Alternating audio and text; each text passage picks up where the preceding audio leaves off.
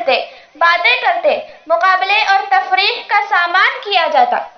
حج کے بعد بھی مکے کے آس پاس کے مقامات پر جو قافلوں کی راہ میں پڑتے کئی میلے لگتے تھے۔ اس زمانے میں آپ صلی اللہ علیہ وسلم کا کام بڑھ جاتا تھا۔ آپ صلی اللہ علیہ وسلم ہر مجمع میں جاتے، ہر قبیلے کے لوگوں سے ملتے، اپنی بات کہتے، سچی بات سب کے کانوں تک پہنچاتے۔ رسول تھے، اپنا فرض ادا کرتے، اللہ کی بڑائی بیان کرتے۔ ویسے بھی جو باہر سے آتا مکے میں اس کو کوئی ایک ہی نئی بات معلوم ہوتی۔ بنی ہاشم میں ایک نوجوان ہے، وہ کہتا ہے میں اللہ کا بندہ ہوں، اس کا رسول ہوں۔ اللہ ایک ہے، اس کا کوئی شریک نہیں۔ بتوں کی پوجا چھوڑ دو، یہ کوئی بات نہیں کہ باپ دادا غلط راہ پر چل پڑے تو تم بھی اسی راہ پر چلتے رہو۔ مرنے کے بعد پوچھ گچھ ہوگی، جو بھلائی کرے گا انعام پائے گا اور جو برائی کرے گا دوزخ کی آگ میں جلے گا۔ ابو جہل اور ابو لہب کہتے پھرتے، دیکھو یارو، تم سے ایک شخص کی ملاقات ہوگی، وہ تمہارے پاس ضرور آئے گا۔ بتوں کو برا کہتا ہے، باپ دادا جس دین پر چلتے آئے ہیں اس کو مٹانا چاہتا ہے، نیا دین پھیلانے کی دھن میں ہے، شاعر یا پھر مجنوں ہے۔ تم اس کی بات پر دھیان نہ دینا، ان باتوں کا اثر الٹا ہوتا۔ لوگوں کو فکر پیدا ہو جاتی، دیکھیں یہ کون آدمی ہے، کیا کہتا ہے۔ سچائی کا معاملہ ایسا ہی ہے۔ دوست تو خیر اپنا حق ادا ہی کرتے ہیں، دشمن نقصان پہنچانا چاہتے ہیں، الٹا اس سے فائدہ پہنچتا ہے۔ ہمیشہ ایسا ہوا ہے، ہمیشہ ہوتا رہے گا۔ حق کا مزاج ایک ہے، ایک رہے گا۔ پیارے نبی صلی اللہ علیہ وسلم کا شہر یثرب، جس کو اب ہم مدینہ کہتے ہیں، پیارے رسول صلی اللہ علیہ وسلم یثرب تشریف لے گئے تو اس کو مدینہ النبی، پیارے نبی صلی اللہ علیہ وسلم کا شہر کہا جانے لگا۔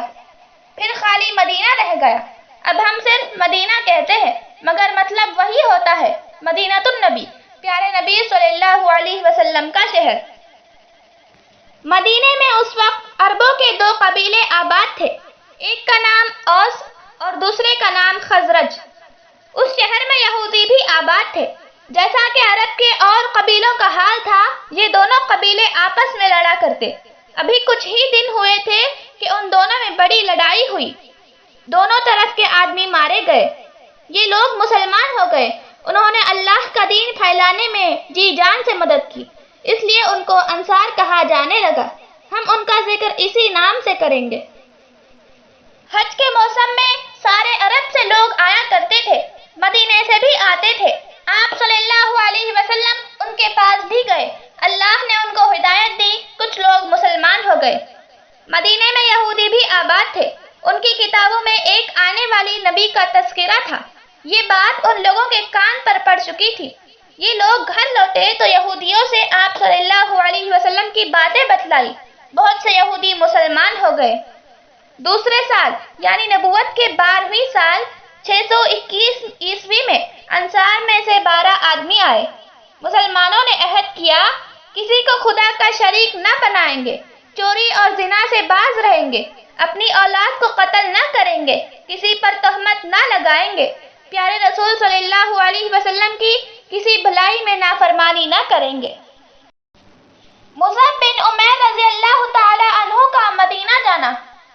آپ صلی اللہ علیہ وسلم نے مصعب بن عمیر رضی اللہ تعالی عنہ کو قرآن کی تعلیم دینے کے لیے ان کے ساتھ بھیجا۔ ان کو سب لوگ وہاں پڑھانے والا کہتے تھے۔ وہ لوگوں کو قرآن پڑھاتے، دین کی باتیں بتلاتے، اللہ کے بتائے ہوئے طریقے پر خود رہتے۔ لوگ ان کو دیکھ کر اچھی باتیں سیکھتے، ویسا ہی کرتے۔ مصعب بن عمیر رضی اللہ تعالی عنہ کی باتیں سن کر سعد بن معاذ مسلمان ہوئے۔ ان کا شمار مدینے کے بڑے لوگوں میں تھا۔ ان کے مسلمان ہوتے ہی مدینے کے گھر گھر میں دین پھیل گیا، نہ کوئی مرد بچا نہ عورت، جوان بوڑھے بچے سب مسلمان ہو گئے۔ دین پھیلانے میں اسد بن زرارہ نامی انصاری نے بڑا حصہ لیا۔ ان کی کوشش سے ہر گھر میں روشنی پہنچی، سب نے سیدھا راستہ پایا۔ آخر میں اللہ تعالیٰ سے دعا ہے کہ وہ ہم سب کو حضرت محمد مصطفیٰ صلی اللہ علیہ وسلم کی سیرت کو پڑھنے کی توفیق عطا فرمائے، آمین۔ انشاءاللہ بقیہ حصہ کل پیش کیا جائے گا۔ السلام علیکم ورحمۃ اللہ وبرکاتہ.